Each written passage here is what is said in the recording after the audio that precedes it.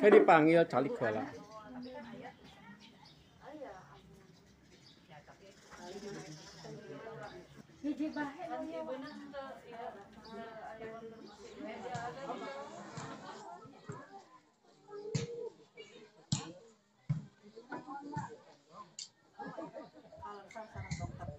Panginten dinten ayeuna salares nama bade spesialnya. Pertama terus aya dokterna, kadua tim penyuluh nage sans abdi bae gitu ya, jantan bade aya materi anu khusus nu bade disampaikan.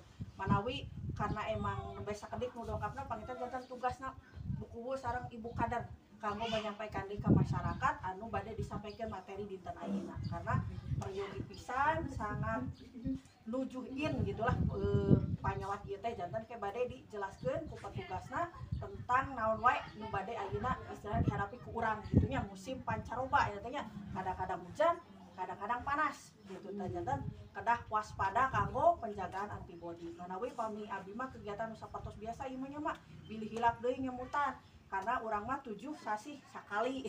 Tapi pami misalkan aya posyandu kalaresan ieu ka Bubidan teu naon salares namanya atanapi ka puskesmas eta langkung sae. Jadi ulah peda saur buku teh kabagianna 7 bulan karena hoyong sadaya kabagian.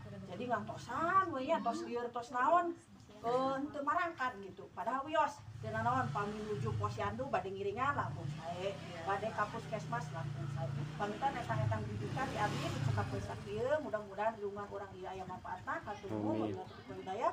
Wassalamualaikum warahmatullahi wabarakatuh. Dan ibu udah pernah dengar ya demam berdarah itu penyakitnya disebabkan oleh nyamuk. Nama nyamuk itu Aedes aegypti. Sebenarnya demam berdarah itu apa sih? Demam berdarah itu adalah sebuah penyakit menular nih yang ditularinnya lewat nyamuk. Sebetulnya itu yang ditularin itu adalah virus bentuknya, bukan bakteri.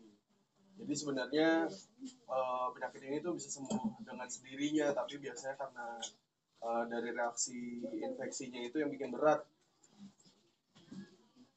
Ciri khas dari nyamuk untuk demam berdarah ini sebenarnya khas tuh. Kalau Bapak Ibu pernah lihat nyamuk yang ada bintil-bintil putih itu yang menyebabkan demam berdarah. Nah, untuk perkembangan biakan dari nyamuk itu tuh biasanya di tempat-tempat yang lembab, di genangan-genangan air. Makanya biasanya di musim hujan itu paling sering nyamuk itu bertelur, terus akhirnya berkembang biak jadi lebih banyak. Makanya biasanya penyakit demam berdarah ini khasnya tuh biasanya di musim penghujan sampai akhir, dari awal sampai akhir musim penghujan. Untuk gejalanya sendiri itu yang pertama pasti demam. Nah, itu demamnya itu khas tuh. Biasanya demamnya langsung tinggi. Jadi kalau anak atau mungkin lansia, siapapun yang udah terinfeksi dari gigitan nyamuk itu yang udah masuk virusnya ke dalam tubuh tuh biasanya demam. Nah, khasnya itu biasanya 3 hari pertama dia akan demam terus-menerus. Biasanya cuman kalau dikasih obat kayak paracetamol, penurun panas tuh mereda. Tapi nanti bisa muncul lagi. Nah, paling khas itu biasanya di hari keempat sakit. Hari keempat sakit itu biasanya demamnya tiba-tiba hilang, tapi itu bukan berarti sembuh. Itu masuknya ke fase kritis. Nah, biasanya itu ciri khas dari penyakit ini kan trombosit atau sel darah untuk pembukaan darahnya itu menurun. Makanya ciri khasnya ada perdarahan.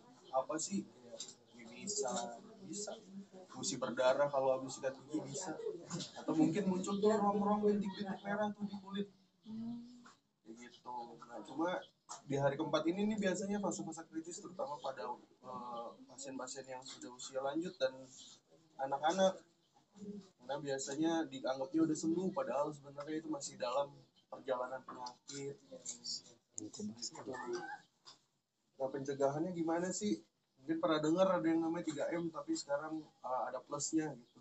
Menutup, mengubur, menguras, tambahan-tambahan M-nya lagi tuh biasanya ya merapikan pakaian. Biasanya kalau misal pakaian udah nggak dipakai, lebih baik langsung dimasukin ke tempat sendiri gitu, jangan digantung karena biasanya nyamuk tuh suka juga nempel-nempel di pakaian-pakaian kotor. Terus juga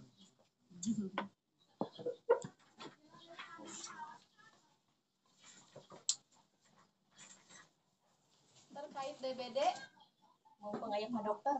Ini ya Bu ya, kebanyakan pasien yang didiagnosa DBD kan turun terus. tapi pengalaman anak saya pernah di rumah sakit itu turun trombosit tapi belum didiagnosa pernah 2 kali. DBD. Apa itu? Sebelumnya anaknya demam nggak Bu? Awalnya pas dirawat dicek darah, trombositnya turun. Iya, tapi nggak ada diagnosa DBD. DBD gitu. Diagnosanya apa? Ingat nggak? Enggak, cuma turun trombosit aja, belum ya. Gejala mungkin. Turun itu kan 150.000 batas bawah, batas minimal. Kalau misalnya masih turun di 140.000, 130.000, mungkin ada ke arah sana, atau mungkin virusnya sedikit, atau mungkin karena penyakit virus lain, jadi kita nggak bisa bilang ke arah sana, karena beberapa virus, iya. Karena nanti biasanya turunnya tuh bisa sampai drastis banget tuh kalau, dan sebenarnya ada 2. Cuma yang terkenal itu kan demam berdarah. Kalau dijelasin panjang sedikit lagi tuh ada namanya demam dengue, Bu. Nah, dengue ini tuh virus yang sama yang menyebabkan demam berdarah. Cuman dengue itu nggak menyebabkan perdarahan. Kalau demam berdarah menyebabkan perdarahan. Nah, biasanya kalau demam berdarah lebih berat karena perdarahan, karena trombositnya drop bisa di bawah 50.000 kadang. Gitu. Makanya bingung sampai pulang pun enggak. Iya, mungkin ada virus dengue-nya nih, virus yang sama yang menyebabkan demam berdarah, tapi sebatas jadi penyakit demam dengue aja, bukan demam berdarah. Biasanya ditunjang juga ya dok, sama ada pemeriksaan NS1 ya, Ya, IgM mungkin itu dari negatif. Biasanya kalau misalnya DBD trombositnya turun, itu kan pasti ada cek lab yang menunjang lagi, namanya NS1 sama IgM. Panginten ibu pas dicek itu negatif, jadi cuman trombositnya turun sedikit aja biasanya, kayak gitu. Jadi ya namanya, Jadi lebih DBD ringan gitu. dari DBD ya. Ya, mungkin virusnya kemungkinan besar sama, tapi dia nggak memberat gitu sampai ke DBD lah. Ya, ada yang mau ditanyain lagi? Diingatkan kembali, jadi untuk DBD itu kan bisa dicegah ya ibu-ibu jantan. Pencegahannya apa tadi yang udah dijelasin sama dokter Yo? Ada yang ingat? Yang 3M plus? Mengubur, menguras, menutup. Tempat penampungan air. Jadi untuk pencegahan DBD itu efektifnya dengan melakukan pemberantasan sarang nyamuk melalui 3M plus. Yang tadi yang pertama, menutup tempat penampungan air. Jadi biasanya kadang ibu-ibu suka nyimpan air buat masak ya, itu harus ditutup. Tapi ditutupnya harus yang rapat, jangan yang atasnya ada bolong-bolong, itu si nyamuk tetap bisa berkembang biak di sana. Terus menguras tempat penampungan air. Nah, tempat penampungan air yang ada di kita kan biasanya bak mandi ya Bu, bak mandi, gentong-gentong kayak gitu, itu harus dikuras minimal seminggu 1 kali. Terus dikurasnya itu nggak cuma dibuang airnya, tapi harus disikat. Soalnya si telur sama si jentiknya itu nempel di dinding, nggak di bawah, jadi itu harus digosok.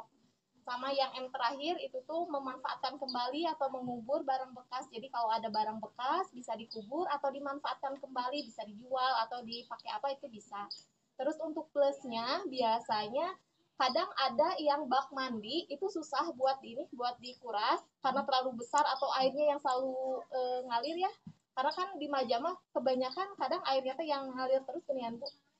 Dapat dari sini sumber airnya dari sumur atau KDAM, ya, PAMDes. Nah itu biasanya bagusnya kalau misalnya sekiranya ini terlalu berat buat dikuras seminggu sekali, itu bisa dimasukin ikan pemakan jentik. Nah contoh ikan pemakan jentik itu ikan-ikan kecil kayak ikan nila yang kecil, ikan mas yang kecil, atau ikan cupang juga bisa. Jadi kalau misalnya kita punya tempat penampungan air yang sekiranya ini PR banget kalau misalnya dikuras seminggu sekali karena posisinya dalam dan besar, itu bisa buat dimasukin ikan pemakan jentik. Sama ada tanaman pengusir nyamuk, itu tanaman serai. Jadi di rumah, jadi di rumah serai biasa yang bau biasanya Wangi itu gitu bilang. bisa buat kita nanemin di sekitaran rumah supaya tidak ada nyamuk ya. Terus M yang selanjutnya bisa dilakukan ini pemberian abate. Itu biasanya kalau misalnya mau minta ke puskesmas juga boleh buat abate. Itu buat tempat penampungan air yang besar yang kita emang susah buat membersihkan, jadi kita kasih abate ya. Itu untuk pencegahan yang paling efektif dengan 3M+, karena masyarakat mungkin taunya dicegah DBD itu dengan fogging ya Ibu ya. Kebanyakan. Sebenarnya kalau untuk fogging itu istilahnya mah langkah terakhir ya. Itu efektifnya soalnya cuman buat membunuh nyamuknya aja. Nyamuknya kita bunuh tapi jentiknya kita biarin nih. Ya, masih nanti tetap jadi nyamuk. Jadi yang paling efektif itu sekarang adalah dengan melakukan pemberantasan sarang nyamuk dengan melakukan 3M+. Kalau misalnya ada permintaan fogging, bisa, tapi itu emang harus dipastikan terlebih dahulu yang sakit itu emang DBD. Ya, karena kadang suka ada yang mendiagnosa sendiri ya Bu ya. Kadang oh ini gejalanya panas, naik turun, terus ada bintik-bintik, tapi nggak cek lab, terus nggak diperiksa dulu, udah menyimpulkan oh ini DBD pengen di fogging. Nah itu seperti itu kurang tepat ya. Jadi harus dipastikan dulu ini DBD dan biasanya ada syarat-syarat yang harus dipenuhi dulu untuk dilakukan fogging. Yang pertama, yang kena DBD-nya harus 1 atau 2 orang dan minimal ada 3 orang yang punya gejala yang sama. Terus banyak ditemukan jentik, itu udah bisa kita lakukan fogging. Tapi itu harus koordinasi dulu. Jadi kalau permintaan fogging berarti kan kita harus dilihat dulu, periksa dulu. Jadi nggak bisa kayak misalnya hari ini minta fogging, hari ini dilaksanakan untuk pelaksanaan fogging. Jadi harus berkoordinasi dari puskesmasnya juga. Kayak gitu ya. Mudah-mudahan di sini mah sehat semua ya Bu. Amin. Gak ada lagi yang kena DBD. Udah insya Allah sih sekarang mah dibanding tahun kemarin gak terlalu banyak yang kena DBD dibanding yang tahun kemarin. Sekarang udah mulai menurun ya. Pangitan anu tiasa disampaikan terkait fogging pencegahan DBD masa itu atau nanti yang pada ditaruskan deh. Bapak ada Dokter Rio beli pada ditaruskan Dokter Rio.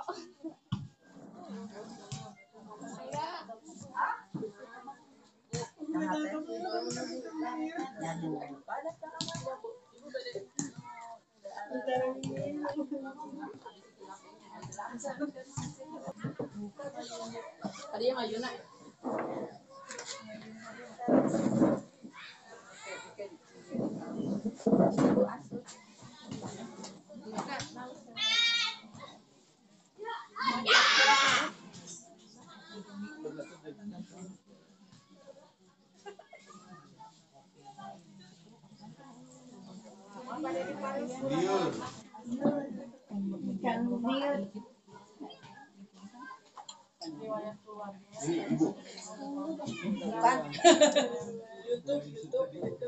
Iya, lumayan.